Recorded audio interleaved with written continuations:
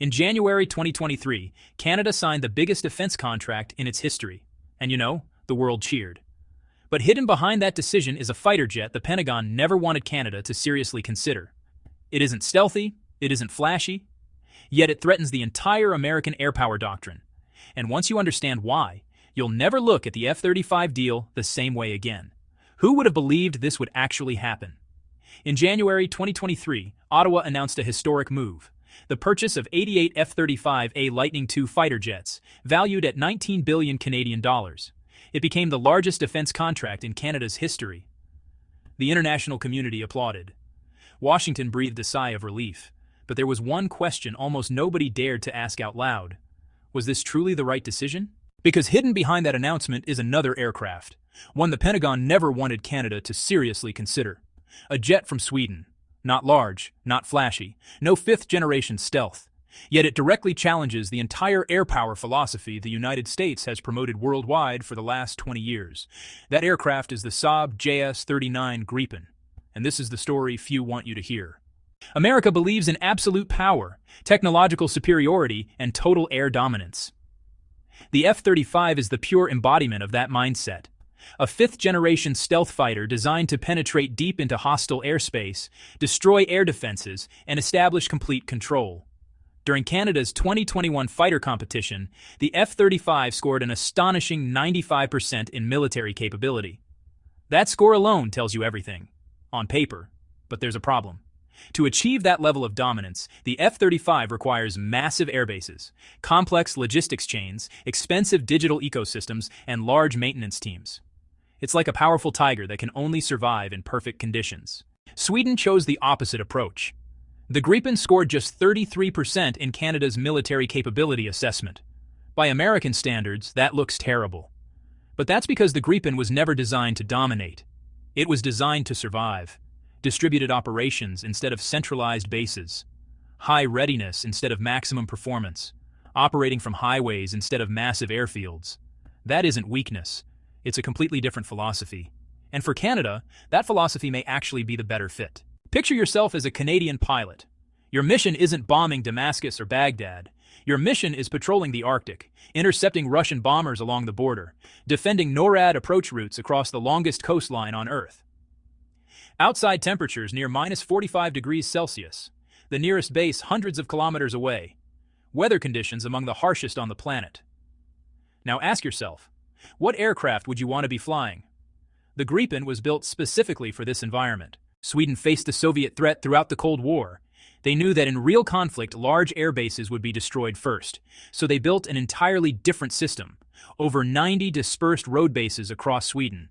The Gripen can take off from highways, land on straight stretches of road, refuel and rearm in under 10 minutes with just 5 technicians.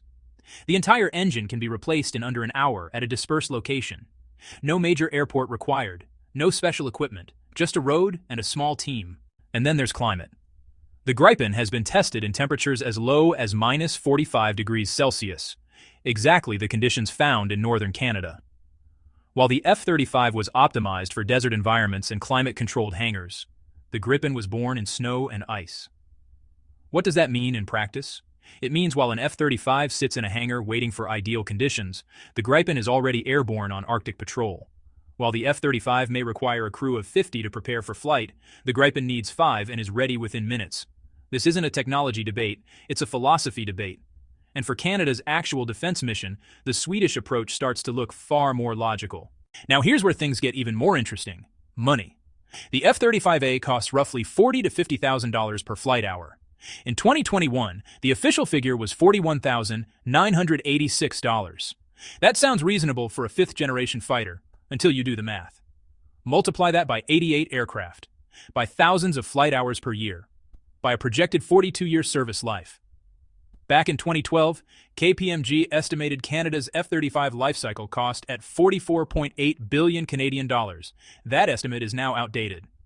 New projections place the cost above 70 billion once full operational capability is included. Now compare that to the Gripen E. Estimated operating costs range from $8,000 to $12,000 per flight hour. Even if you assume the highest possible estimate, it's still roughly half the cost of the F-35. That difference equals about $180 million per aircraft over its lifespan. But this isn't only about cost. It's about readiness. Lower operating costs mean more flight hours, better training, and higher readiness levels. While some air forces must limit flights due to cost, the Gripen can fly daily. Its modular design matters too. Components can be swapped quickly with minimal logistics, no specialized equipment, no complex software processes just to replace a sensor. Defense analysts consistently point out that in prolonged conflict, victory isn't decided by speed or stealth. It's decided by which aircraft can keep flying, day after day, without stopping. That's why countries like the Czech Republic, Hungary, and South Africa chose the Gripen. Not because it's the strongest fighter, but because it's the most consistently ready. Canada must patrol the Arctic every single day of the year. Canada must intercept Russian bombers whenever they appear. Canada doesn't need a jet that's available only 30% of the time. Canada needs the aircraft that's always ready when called, so the question becomes simple. Technological sovereignty. The F-35 isn't just a fighter, it's an ecosystem. Software, sensors, data links, and maintenance are controlled by Lockheed Martin and the Pentagon. Canada has been a Tier 3 partner in the JSF program since 2002. It invested $150 million and received about $490 million in contracts by 2012. That sounds fair, until you hear the fine print. Canada has no guaranteed industrial offsets. Canadian firms must compete with companies from 9 other countries for contracts. No guarantees, no mandatory technology transfer, no job security. Now look at Saab's Gripen proposal. 100% industrial offsets guaranteed. Between 6,000 and 10,000 manufacturing and R&D jobs inside Canada. Full technology transfer, local assembly, potential production lines in the Montreal region. This isn't just employment, it's capability. The ability to maintain, upgrade, and control your own fleet. With the F-35, every software update requires U.S. approval. Every weapons integration needs Lockheed Martin's permission. With the Gripen, Canada controls its own systems. Independent data architecture allows rapid adaptation to Arctic threats without external approval. Systems integrate with NATO, but don't depend entirely on U.S. networks. Experts call this sovereign sustainment, and this isn't theoretical. Look at Turkey, a NATO ally that invested billions into the F-35 program. In 2019, after purchasing Russia's S-400 system, Turkey was removed immediately. The jets it paid for were never delivered. The lesson is simple. Depend completely on one partner, and you lose control of your future. Canada is a middle power, not a superpower, but not insignificant either. Does it really want to place its entire air force under the authority of a single foreign power? That's the question the Gripen raises, and the one the Pentagon fears Canada answering. So let's return to basics. What does Canada actually need? The Canadian Air Force's main mission is not deep strike warfare. It isn't penetrating Chinese airspace. It isn't sustained bombing campaigns against heavily defended targets. Canada's mission is Arctic defense, NORAD interception, continuous presence along the world's longest coastline, high readiness, rapid response.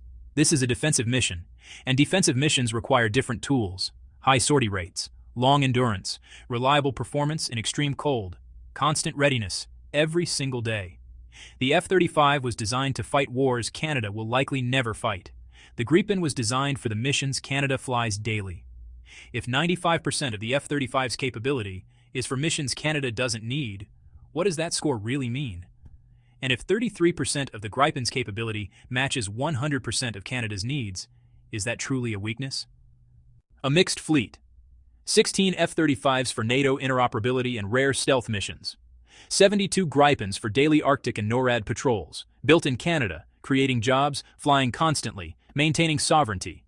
This option reduces costs, increases training, maintains pilot skill, balances NATO obligations with national independence. But this option was never chosen, because it asks questions Washington doesn't want answered. In January 2023, the decision was finalized. 88 F-35As. First jets arrive in the United States in 2026. Canada receives them in 2028. Contract signed. But for the next 40 years, Canada lives with that choice. Every flight costs tens of thousands of dollars. Every upgrade requires approval. Billions flow south. The real question remains. Did Canada choose elite power it may never use? Or reliable defense it needs every day? This isn't America versus Sweden. It isn't F-35 versus Gripen. It's about a nation deciding its priorities, and whether it dares to choose its own path.